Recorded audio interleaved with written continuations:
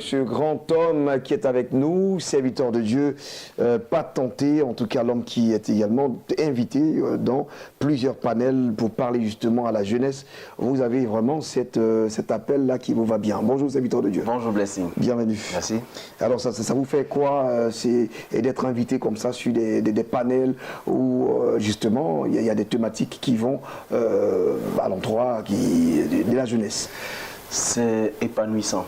On pourrait dire ça comme ça, c'est épanouissant. Et puis, ça fait plaisir d'être un mentor pour beaucoup de jeunes. Aujourd'hui, malheureusement, il y a moins de mentors pour les jeunes. Et surtout que dans nos églises, c'est quand il s'agit de travailler de façon manuelle qu'on cherche les jeunes. Et quand il s'agit de les encourager, on commence à les condamner et les traiter de pécheurs. Ils n'ont plus de repères. Il faut des gens pour leur dire qu'en réalité, l'amour de Dieu ne vient pas pour nous condamner, mais vient pour élever notre esprit et nous positionner. Quel est le mal que vous avez découvert justement avec la jeunesse? Oui, avec la jeunesse, c'est ce qui m'amène aujourd'hui à poser cette question. Est-ce d'une prison à une autre? D'accord. Parce qu'il y a plusieurs versets de la Bible qui nous rappellent que nous étions en prison quand nous étions sans Dieu. Yes. Romains 7 nous dit, dans les récits de Paul, Paul dit, quand je veux faire le bien, c'est le mal qui est à ma portée. Mais je ne peux pas me détacher. Et puis il dit, c'est difficile pour moi, parce que ce n'est pas moi, c'est le mal qui a élu domicile en moi. C'est pourquoi, jusqu'au verset 25-26 du chapitre 7 dit, malheureux que je suis, qui me délivrerait cette nature pécheresse?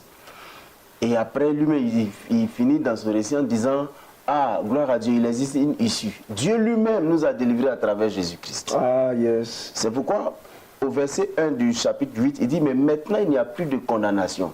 Ce mais qu'ils ont mis là signifie qu'il y a une expression en amont. Oh, si. Donc, mais maintenant, il n'y a plus de condamnation en Jésus-Christ. Mais aujourd'hui, malheureusement, la vie chrétienne ressemble à plus de la condamnation que quand nous étions dans le monde. Plus, beaucoup d'efforts. Beaucoup. Galates 5 nous dit, c'est pour la liberté que Christ vous a affranchi. C'est vrai, les versets suivants de Galates disent, ne faites pas de cette liberté un prétexte de vie selon la chair. C'est-à-dire que la liberté n'est pas du libertinage. Le libertinage, c'est la volonté délibérée de ne pas respecter les limites de ma liberté. Mais la liberté impose la sérénité et la paix, la tranquillité, la sobriété pour pouvoir avoir des projets, réaliser des choses, se projeter dans l'avenir. Mais aujourd'hui dans l'église, tout est mauvais. Tout est mauvais. Et je dis une chose, il y a une dame qui m'a écrit, et je l'ai montré même à Sarah, une dame qui m'a écrit, qui me dit, quand moi je veux t'écouter, tu parles bien, mais quand je vois ces bracelets dans ta main, ça me décourage. Sans compter ceux qui disent, tu t'es coiffé comme un bandit, tu es un pasteur, tu t'habilles comme un jeune. Bon, on a l'impression qu'aujourd'hui, on ne devrait pas vivre notre vie. Bah ouais, si. Et qu'on devrait vivre selon le regard des gens, qui n'a rien à voir avec les principes bibliques que Dieu nous impose. Chacun de nous, savez, moi je dis, on n'a pas besoin d'être à l'église pour comprendre ce que Dieu veut qu'on fasse. Yes. Chacun de nous, chaque être humain, a l'empreinte de Dieu dans sa vie et a dans sa conscience les orientations divines. On n'a pas besoin d'être à l'église pour savoir qu'on ne doit pas voler. C'est pourquoi ceux qui volent se cachent. Donc pourquoi est-ce qu'aujourd'hui, quand on est à l'église, Colossiens nous dit, pourquoi nous impose-t-on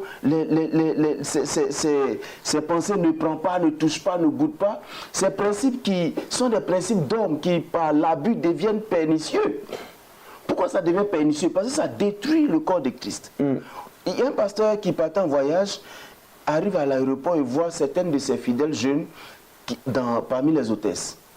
Il dit que quand ces filles-là l'ont vu, elles ont commencé à ravaler leur rouge à lèvres et sur leur visage. Parce qu'à l'église, on leur dit, ça c'est démoniaque. Mais aujourd'hui, tout est démoniaque. Ça fait qu'on vit une vie d'hypocrisie. Mais c'est clair. Aujourd'hui, là, c'est le cœur qui importe ou bien c'est l'apparence. On écoute les gens en fonction de leur apparence. Je bénis Dieu pour ce pasteur qui un jour m'appelle et puis m'appelle, dit, pasteur, vraiment je m'appelle pour me repentir. Il dit, on se connaît même pas, tu te repens de quoi? Il dit non, la première fois que je t'ai vu, j'étais jugé par ton apparence, ta coiffure, tout ça. Et puis il dit, c'est lui-même qui me dit qu'il était en train de prier. Et puis le Seigneur lui a dit, tu ne l'as pas encore écouté. Et puis tu le juges. Écoute-le. Il a pris une semaine pour m'écouter. C'est à la fin de la semaine, le vendredi, qu'il m'appelle pour me dire, pardon, j'étais mal jugé. Donc il faut qu'on comprenne que souvent, nos principes mettent les gens en prison. Yes. Ça fait qu'il y a la vie qu'on vit devant nos pasteurs et il y a celle qu'on vit dehors. Il y a celle qu'on vit dehors. C'est parce que quand tu viens à l'église, c'est comme si tu dois être une marionnette, tu n'as plus de vie, tout est péché. Est-ce que c'est pas aussi l'église justement qui nous a inculqué cette éducation-là? Et c'est ce que je dis. C'est ce que je dis. Je veux dire que qu'on nous facilite la tâche, c'est pour la liberté que Christ nous a affranchis. Mais qui est on? Vous ne voulez pas nommer ou quoi? Non, en fait, j'imagine que les gens savent de qui je parle. Je parle de tous nos pasteurs, des pasteurs que nous sommes, oui, effectivement. des pasteurs que nous sommes. Dis aux gens que apprendre la liberté aux gens. J'échangeais aussi justement pour vous emboîter le propos. J'ai échangé avec aussi une sœur en Christ et en fait on a une plateforme de prière.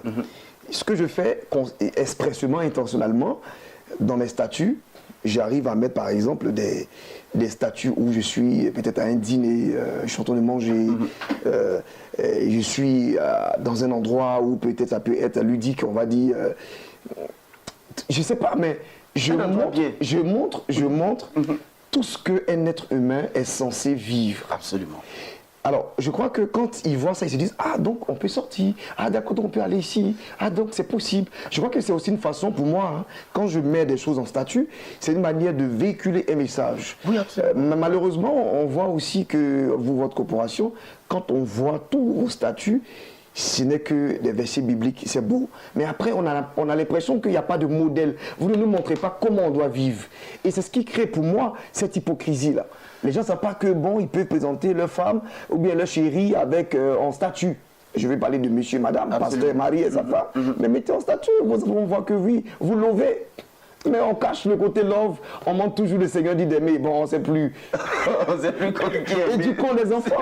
Les enfants sont éduqués parce qu'ils voient. Absolument. Voilà, parce qu'ils entendent en fait. Bon, juste, je m'arrête là. Oui, absolument. En fait, je rebondis aussi dessus pour dire que malheureusement, on choisit les lieux pour en faire des bénédictions. Je veux dire quoi? Quand on me voit sortir d'un hôtel de quartier, si je suis avec une jeune soeur, c'est la fornication. Mais quand je sors d'un hôtel 5 étoiles, tu vois bien, il a été béni, hein, il a dormi dans tel hôtel. Vous voyez que c'est une sorte de controverse, contradiction qui n'a pas de sens. Laissons les gens vivre, parce que Dieu lui-même, il nous laisse toujours le choix. Yes. Car Dieu a tellement aimé le monde qu'il a donné son Fils unique afin que quiconque croit. Il n'a pas dit qu'il va forcer les gens. Tu es libre de croire. Maintenant, mettons devant les gens les conséquences de chacun de nos choix.